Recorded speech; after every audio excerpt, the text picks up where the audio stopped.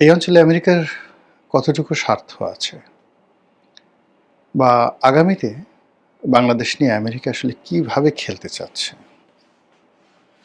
এই বিষয়গুলো নিয়ে আমরা হয়তো এখনো আন্দাজ করতে পারছি না। এবং এটা যে আমাদের দুর্বলতা বা অক্ষমতা, ঠিক তা নয়। মূল ব্যাপার হলো যে প্রযুক্তিতে যে জাতিগুলো এগিয়ে থাকেন, অর্থ কড়ি, টাকা পয়সা, ধন সম্পদ ইত্যাদি, যখন কোনো একটা জাতি একেবারে উৎকর্ষতার চরম শিখরে পৌঁছে যায়, তখন তাদের আবেগ, অনুভূতি, চিন্তা করার ক্ষমতা এবং ভবিষ্যৎ প্ল্যানিং যে ক্ষমতা, সেই ক্ষমতাগুলো এক্সট্রিম পর্যায়ে চলে যায়। ফলে বাংলাদেশ নিয়ে আমেরিকা আসলে কি চিন্তা করছে, সেটি এদেশের প্রধানমন্ত্রী, সাবেক প্রধানমন্ত্রী থেকে শুরু করে আমরা যারা আমজনতা রয়েছি, আমাদের মন মস্তিষ্কে ঢুকবে না। ৩-৪টি উদাহরণ বলি। মানে ধরুন, মিশরের ফারাও বা ফেরাউন, তারা যে পিরামিডগুলো তৈরি করেছেন, মমিগুলো তৈরি করেছেন, অবাক বিস্ময়ে এখনো পৃথিবী ভাবছে যে কেন তারা এই কাজটি করেছিলেন এবং এত টাকা কেন খরচ করেছিলেন। আজকে ৫,০০০ বছর ধরে আমরা সেই ফেরাউন এবং পিরামিডদেরকে নিয়ে গবেষণা করছি। চীনের মহাপ্রাচীর কেন আজ থেকে ৫,০০০ বছর আগে তারা শুরু করেছিল এবং কন্টিনিউয়াসলি ৩,০০০ বছর ধরে এটির নির্মাণ কাজ চলেছিল কেন? চীনের আধুনিক স্থপতিবিদ যারা রয়েছেন, তারাও এটা বের করতে পারছে না। সবাই বলছেন যে এটা মঙ্গোলিয়া থেকে মঙ্গল যে যোদ্ধা আক্রমণকারী, তাদেরকে প্রতিহত করার জন্য এটি করা হয়েছিল। কিন্তু আপনি এখন দেখুন যে যেভাবে প্রায় ২,০০০ কিলোমিটার জুড়ে এই প্রাচীর রয়েছে, মহাপ্রাচীর রয়েছে, এবং এমন এমন জায়গা দিয়ে রয়েছে যেখানে মঙ্গলদের আসার প্রশ্নই আসে না। আর মঙ্গলরা যখন এসেছিল, চেঙ্গিস খান যখন এসেছিলেন, ঠিক সেই সময়টিতে মানে আপনার সেই জায়গা দিয়ে কোনো রকম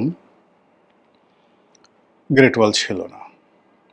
আচ্ছা, একইভাবে চিন্তা করেন তো যে কুতুব মিনার, ওই জমানাতে এত বড় একটা স্থাপত্য কলা কি কারণে, কেন এটি তৈরি করেছিলেন কুতুবউদ্দিন আইবেক প্রথমে, বাকি অংশ আবার সমাপ্ত করেছিলেন সুলতান ইলতুৎমিশ। আজও দিল্লির বুকে সেটি দাঁড়িয়ে আছে।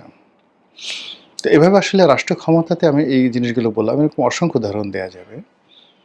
যারা এক্সট্রিম পর্যায়ে ক্ষমতায়, বৃত্ত এবং বৈভবের একটা পর্যায়ে পৌঁছেন, তাদের খেয়াল খুশি, চিন্তা চেতনা সাধারণ মানুষ আন্দাজ করতে পারে না। অনেক কাজ তারা করেন খেয়ালের বশে, অনেক হত্যাকাণ্ড তারা ঘটান ইচ্ছা হয়েছে তাই, অনেক বিলাসিতা করেন, অনেক দান করেন, খয়রাত করেন, অনেক ধ্বংস করেন, যার কোনো কারণ নেই। এবং যখন এরকম একটা মানুষ বা জাতি বা গোষ্ঠী এমন পর্যায়ে পৌঁছে যায়, তখন সবার মধ্যে একটা আনপ্রেডিক্টেবল অবস্থা থাকে, তারা খুব অস্থির থাকে। যখন পৃথিবীর ১ নম্বর পরাশক্তি ছিল চীন, না মানে আনপ্যারালাল পরাশক্তি ছিল the first in the world, প্রথম, সেটা হলো পারস্য। তখন পারস্যের একটা ছাগলেরও যে ক্ষমতা ছিল, সুন্দরবনের রয়্যাল বেঙ্গল টাইগারের সেই ক্ষমতা ছিল না। এবং সেই ক্ষমতাটা এখন আপনি পারস্যে গিয়ে তাদের যে জাগ্রেব পর্বতমালা রয়েছে, সেখানে যে মাউন্টেন গোট রয়েছে, এক পাহাড় থেকে আর এক পাহাড়ে তারা যেভাবে লাফিয়ে ছুটে চলে, ওই সাহস আমাদের রয়্যাল বেঙ্গল টাইগারের নেই। আমাদের দেশের রয়্যাল বেঙ্গল টাইগার যদি ওই ছাগল যেখানে ওঠে ওখানে দাঁড়া করিয়ে দেন, এ রীতিমতো প্রস্রাব করে দেবে, পায়খানা হয়ে যাবে, ডায়রিয়া হয়ে যাবে সঙ্গে সঙ্গে, বাঘগিরি ছুড়ে যাবে সঙ্গে সঙ্গে। অথচ জাগ্রেব পর্বতমালার সেই মাউন্টেন গোটের ঠিক সেম ক্ষমতা রয়েছে। এরকম যে অনেক কিছু গড়ে ওঠে স্থানকাল পাত্রভেদে। তো সেই দিক থেকে বাংলাদেশকে নিয়ে আসলে আমেরিকার যে খেলাধুলা, প্রয়োজনীয়তা আমরা বুঝতে পারছি না। কিন্তু অবস্থা দৃষ্টে মনে হচ্ছে যে তারা বাংলাদেশকে খুব একেবারে একটা অক্টোপাস যেভাবে ধরে ঠিক ওভাবে চারিদিক থেকে তারা ধরেছে। তারপর একটা সাঁড়াশি দিয়ে যেভাবে একটা উত্তপ্ত জিনিস বা চাদর ব্যদর করে যে সকল জিনিস সেগুলোকে যেভাবে একটা সাঁড়াশি দিয়ে ধরে আমরা ধরি, ওইরকম সাঁড়াশি দিয়ে বাংলাদেশের সব কিছু আমেরিকা এখন নিয়ন্ত্রণ করতে চাচ্ছে। তারা বাংলাদেশের ট্রেড অ্যান্ড কমার্স, তারা বাংলাদেশের জাতীয় সংসদের দক্ষিণ চত্বরে তাদের স্বাধীনতা দিবস পালন করা থেকে শুরু করে আরও অনেক কিছু তারা করে চলেছে এবং করে যাচ্ছে, এবং এটার কোনো খ্যামতি নেই বা এটার কোনো যাকে বলা হয় বিরতি নেই। তারা কি জোর করে আমাদের কাছ থেকে করিডোর আদায় করবে? তারা কি মায়ানমারের যে আরাকান আর্মি, সে আরাকান আর্মিকে অস্ত্র দেবে এবং আরাকান আর্মিদেরকে সেই চীনের বিরুদ্ধে এবং মায়ানমারের নেপিদোতে যে বা রাজধানী যেটা রয়েছে ইয়াঙ্গুনের পাশে নতুন রাজধানী করেছে নেপিদো, তো সেখানে যে সামরিক জান্তা সরকার আছে এখন সে সামরিক জান্তা আবার নির্বাচন করে প্রেসিডেন্ট হয়েছে, তো তার বিরুদ্ধে যুদ্ধ করবে? এবং ওখানে তারা যে মায়ানমার অ্যাক্ট বা বার্মা অ্যাক্ট 1953 দিকে বা 50-এর দশকে তারা করেছিলেন, সেটা কেন এই মুহূর্তে এসে 2026 সনে তারা এখনই বাস্তবায়ন করতে চাচ্ছে? বিশ্বাস করেন আমরা এগুলো নিয়ে আলোচনা করতে পারি, কিন্তু এগুলো নিয়ে একটা সামারি তৈরি করা বা স্থিরভাবে কোনো কিছু বলা, এটা আমাদের পক্ষে সম্ভব নয়।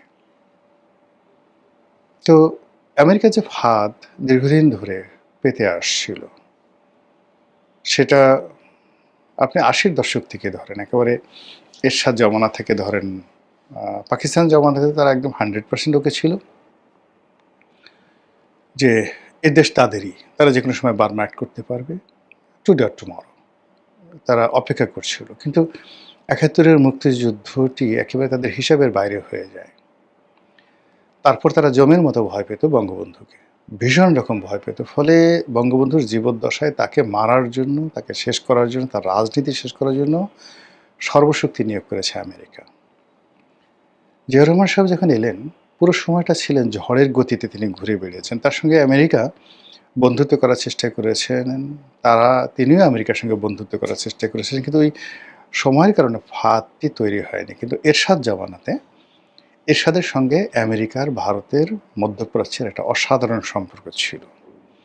ঠিক ওই সময়টাতে আমরা রাজপথে কতগুলো স্লোগান দিতাম, যেমন বঙ্গবন্ধুর জামানাতে যেটা দেওয়া হতো, রুশ ভারতের দালালেরা হুঁশিয়ার সাবধান, আর মার্কিন সাম্রাজ্যবাদ নিপাত যাক, এই ব্যাপারে প্রায় সবাই ঐক্যমত্য ছিল 80-র দশকে।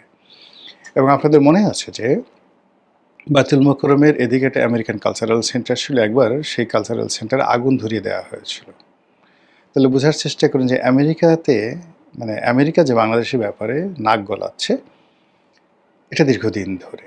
তারা সেই 70-এর দশক থেকে তারা সমাজের বিভিন্ন স্তরে তাদের এজেন্ট তারা নিয়োগ করে যাচ্ছে, সাংবাদিকদের মধ্য থেকে, ব্যবসায়ীদের মধ্য থেকে, সম্পাদক, মালিক, রাজনীতিবিদ, অনেকের মধ্য থেকে তাদের যে আমেরিকান কালচারাল সেন্টার রয়েছে, সেই কালচারাল সেন্টার, ইউএসএআইডি, এরপর অন্যান্য যে সকল দাতব্য সংস্থা রয়েছে সেগুলোর মাধ্যমে এবং আমেরিকার অনেকগুলো এনজিওর মাধ্যমে, এগুলো করে এখন একেবারে তারা পরিপূর্ণ।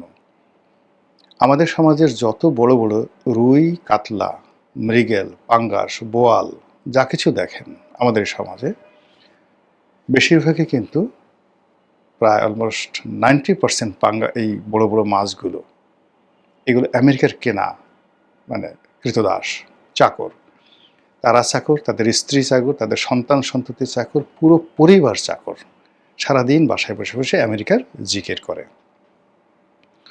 তো ঠিক সেই অবস্থাতে শেখ হাসিনার পরিবর্তন হয়েছে, পটও পরিবর্তন হয়েছে, তার ক্ষমতা চলে গিয়েছে।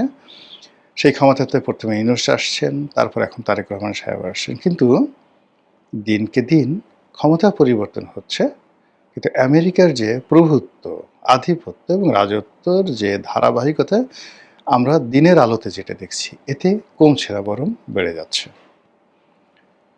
এবং আগামীতে যে রাজনীতির পট পরিবর্তন হবে, ইভেন যদি কখনো আওয়ামী লীগ চলে আসে, আওয়ামী লীগ অতীতের মতো আর মানে যাকে বলা হয় তিড়িং বিড়িং করে লাভ হবে না। তারা এখন আমেরিকার যে কর্মকাণ্ডগুলো রয়েছে সেই কর্মকাণ্ডগুলো তারা চালিয়ে নেবে। তারা সেই মায়ের ডাককে মাথায় করে নাচবে। এবং এখন যাদেরকে আপনি দেখতে পাচ্ছেন, ইনুস জামানাতে যাদেরকে দেখতে পাচ্ছেন, তাদের অনেককেই আবার আওয়ামী লীগের সঙ্গে দেখতে পাবেন যে খাতির হয়ে গেছে। এখন আওয়ামী লীগের দুঃসময় যে সমস্ত মানুষ মানে যাকে বলা হয় কণ্ঠ মিলাচ্ছে, আওয়ামী লীগের যদি কখনো সুসময় আসে, আপনি নিশ্চিত থাকেন যে ইনুস জমানার এবং বর্তমান জমানার অনেক মধুমাছি ডাইরেক্ট শেখ হাসিনার কাছে বা ক্ষমতার কেন্দ্রে যে থাকবেন তাদের কাছে পৌঁছে যাবে। এবং এখন যারা লাফালাফি করছেন তারা ছাগলের ৩ নম্বর শিশু হিসেবে ওই সময়টাতে শুধু একটা লাফ দেবে, তাও সম্ভব হবে না। এইভাবে তারা পুরো জাতিকে যাকে বলা হয় অক্টোপাসের মতো চেপে ধরেছে। এই যে আমাদের সমাজে অন্ডকোষ ফাটিয়ে দেওয়ার কালচার শুরু হয়েছে। একজন ভিক্ষুক তার যে অর্থ সেটি ছিনিয়ে নিয়ে ছিনতাইকারীরা তাকে মেরে ফেলছে একজন ভিক্ষুকের।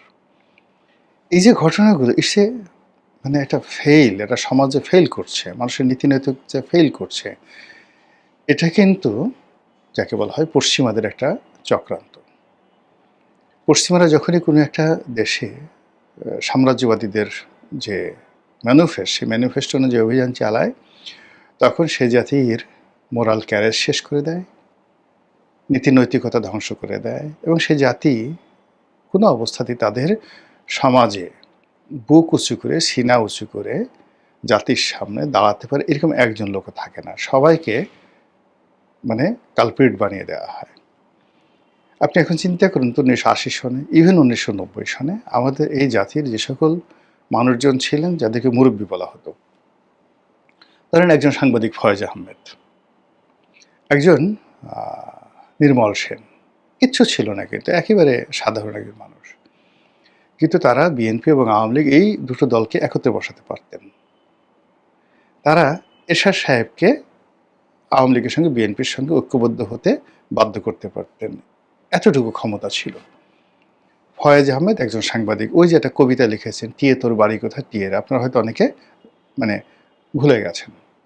কিন্তু এই যে দুই নেত্রীর মধ্যে যে মিলন বা তাদের মধ্যে যে সমঝোতা, শেখ হাসিনা এবং খালেদা জিয়ার মধ্যে পুরো কাজটা কিন্তু সেই ফয়েজ আহমেদ সাহেবরা করে দিয়েছিলেন।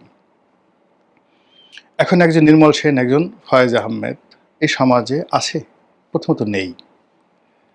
আর সমাজে এরকমভাবে যদি কেউ ফয়েজ আহমেদ হওয়ার চেষ্টা করে, প্রথমত তাকে আওয়ামী লীগের দোসর, জামাতের দোসর, বিএনপির দোসর, ভারতের দোসর, আমেরিকার দোসর, তুমি কার মামুরে, ইত্যাদি ইত্যাদি যাচ্ছে তাই ভাষায় গালাগালি করে এই যে আমাদের সমাজে একটা বিশ্রী পরিবেশ তৈরি হয়েছে, এই যে পরিবেশ তৈরি, এই তৈরি হওয়ার পেছনে অপসংস্কৃতি, অপপ্রচার যা কিছু হচ্ছে তার প্রতিটির পেছনে পশ্চিমাদের মদত রয়েছে।